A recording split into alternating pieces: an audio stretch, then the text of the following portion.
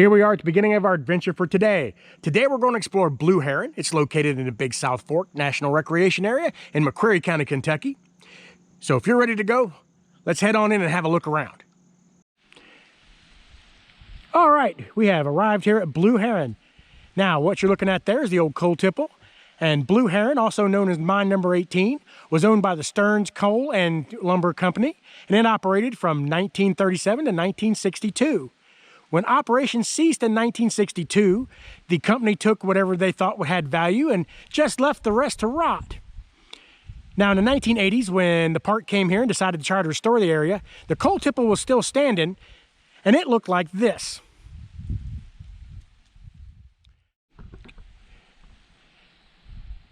Well, the coal tipple was the only thing left here.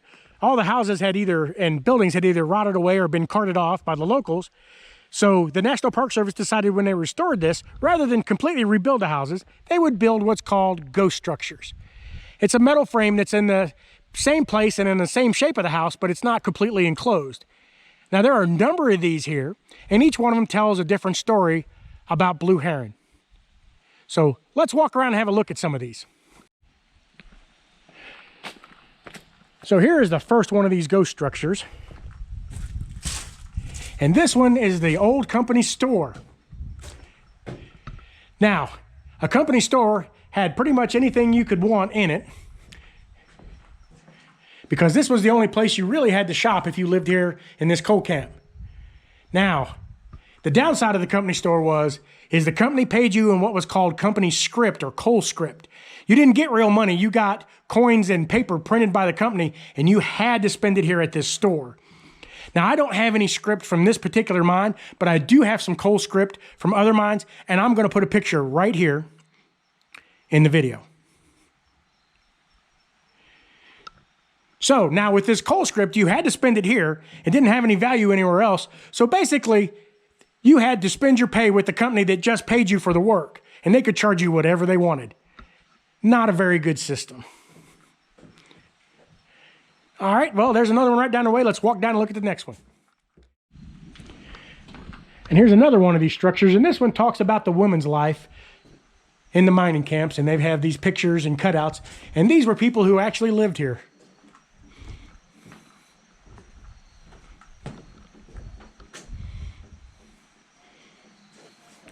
And from this one, we're not too far from the river. That is the Big South Fork River there.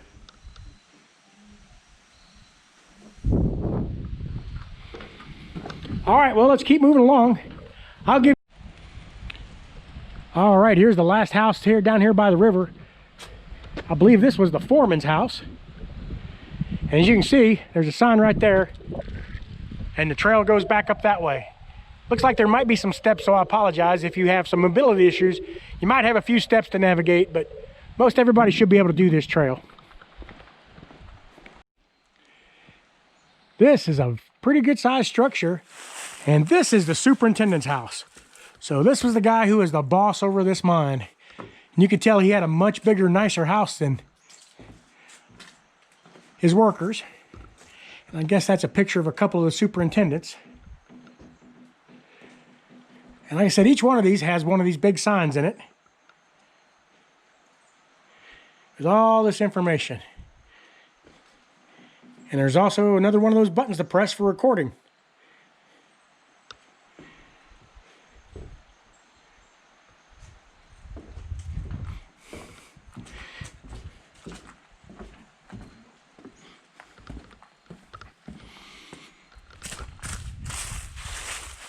The trail goes on out this way, so let's follow this and go to the next structure. All right, the trail brought us back out here. Now we're across the road from where we started. And this is kind of the little museum welcome center place here. There's lots of good information here on Blue Heron and its history and how it came to be restored and stuff. I recommend you stop by here. We're going to keep walking though so we can see a few more things out here. So, meet you at the next building. Now, we're coming up into the miner's shower house. And these foundations here are still original. Now, the miners here at Blue Heron had to have a strike to get this built. And what this is for, the miners would come in here and change into their work clothes before they went into the mines. And then when they came back out of the mines, they would come here and take a shower and put clean clothes on, and that way they wouldn't be dragging coal dust and dirt and grime back into their houses. The company didn't want to pay for this, so they went on strike, and they got their bathhouse built. But the company had the last laugh, so to speak, I guess. They ended up taking what the bathhouse cost out of each miner's paycheck. You can see it's pretty substantial. The concrete's still standing there.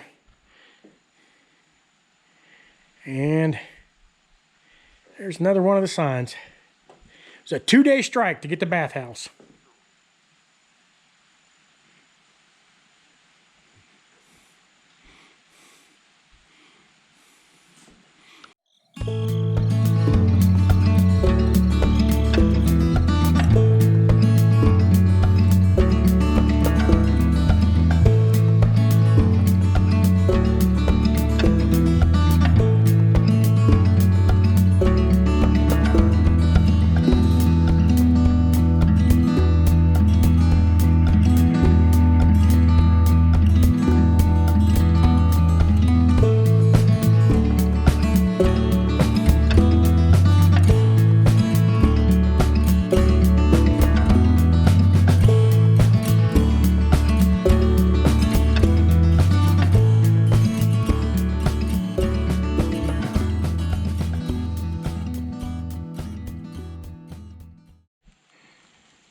Well, here's something interesting. This says Gertie Ledbetter in front of Fred Kidd's house. So this is a picture of that lady in front of that house right there. Looks a little different nowadays, doesn't it? Very interesting. All right, here we are standing on Fred Kidd's porch, looking down the trail. We just came up that hill. Now, we didn't stop at those two houses right there. One deals with marriage and courting, and one deals with entertainment. Just for time constraints, I didn't bother to go in those, but you can see them from here. And I encourage you to visit them if you come here. Just make a day of it. All right, well, as you can see, the trail's going on up the hill, so let's follow it on up. All right, we've come down the trail from that direction, and basically we've run along the old tram road, and that would be what this is. This is a coal tram. That's an electric engine, and there's some of the ore cars. And I also have a couple of mining machines right there sitting outside this mine opening. As you can see, in the concrete, it says Blue Heron. This mine was also known as mine number 18. And they have this facing open, so let's walk back in here and have a look around. All right, not much light in here. Now, these walls are fake, but the old lights in the roof, as you can see there, that was where the electric lines ran that ran the trams. Now, normally, they have lights on in here, but for some reason today they don't. You can go a few feet back in the mine, and this will just give you an idea how low these mines were. Not tall enough for a man to stand up. And a lot of mines are still this way today. They're not very big. I apologize for the lack of light. Like I said, usually they have this lit up for some reason. Today they don't. All right, well, let's head back out to the sunlight. Man, I can't imagine spending 8, 10, 12 hours of my day underground in that little bitty hole. These people really earned their pay. Now, here's an interesting picture. I want y'all to look right here. Look how pretty and green this is. You need to remember, this was a mine at one time. These trees weren't here. This was a dirty, loud place.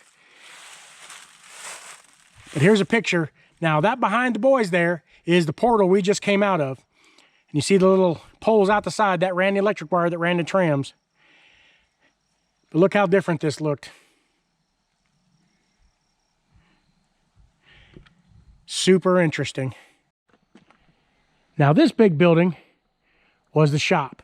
This is where they worked on all the trams and all the cars and stuff. And there's a picture, there's a drawing of it, and showing how all the different trains and stuff could come into here so they could be worked on. This was a good sized building, and it's not very far away from the mine opening there. Now, that was not the only mine opening. That's just one of the main ones. We're going to walk down the trail here in a few minutes, and I'll show you some of the other mine openings that have collapsed or been blown. not near as perfect as that one. All right, well, you can see the trail goes on out there ahead of us, but let me see one more thing. Up here on the hill, there's a fan from one of the ventilation shafts. Look at the size of that thing.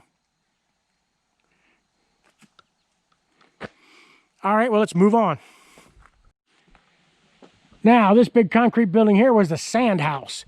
They kept fine-grained sand in here so they could pour it on the tracks so that the trams could get traction if they had to go uphill and when this got muddy and slippery.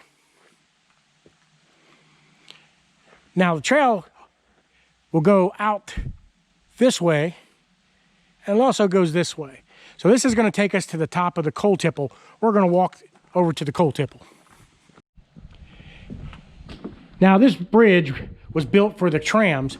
There were mines on the other side of the river too, and you can see the bridge goes all the way across the river.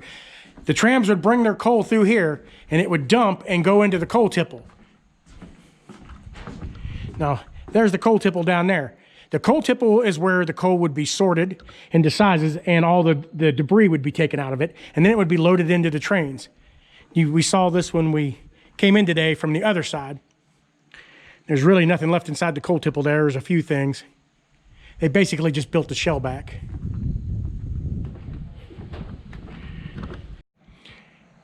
All right, we have walked out here to about the middle of the bridge. Just give you a look around here. This is absolutely beautiful. Would have been a little different when the mine was here. Like I said, mines are loud and dirty, and these trees wouldn't have been here. But everybody who lived here said it was a pretty place even then. And out here on the bridge in front of us is another one of those coal trucks there. Because, like I said, the tram used to run all the way across here, and there were mines on the other side. All right, here we are back at the sand house. We've come off the bridge, and we're going to turn right. We're going to follow that path that goes out through the woods there. This is the old tram road, and we're going to look and see if we can't find some more mine openings. And on out here is the old dynamite house, and we're going to go look at that. Okay, we haven't come too far down the trail from the sand house, and there's one of the old mine faces that's been partially collapsed, but not completely, and they've got bars in front of it. But you can see how different this one looks.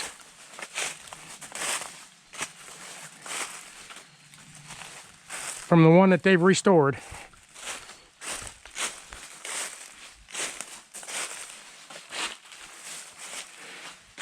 Yeah, they've pretty much blown it. It's completely filled in back there. But this was one of the old mine facings.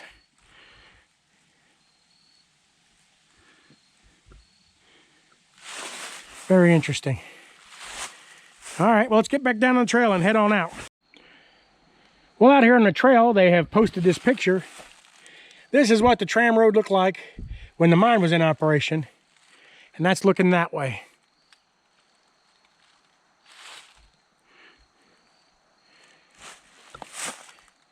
Looks a whole lot different now, doesn't it? All right, well, the dynamite house or the powder magazine's up ahead of us. An interesting cliff right there too.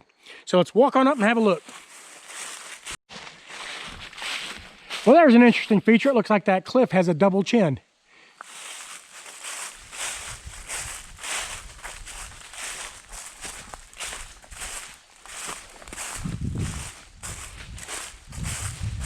And right here underneath this cliff, here's the old powder magazine.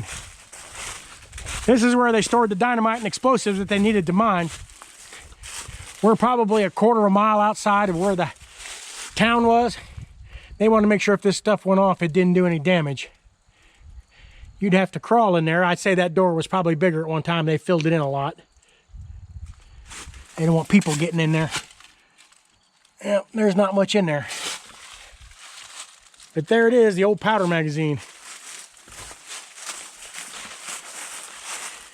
All right, now the trail does go on out that way. It does a loop. It's about a 6.5 mile loop. Brings you back to the mining area. We're not going to do that today. We're going to walk on back. All right, folks, we're going to wrap it up here today. Hope y'all enjoyed today's adventure. If you did, be sure to give us a like and a share. And don't forget to subscribe. Thanks for coming along today, and we'll see y'all next time.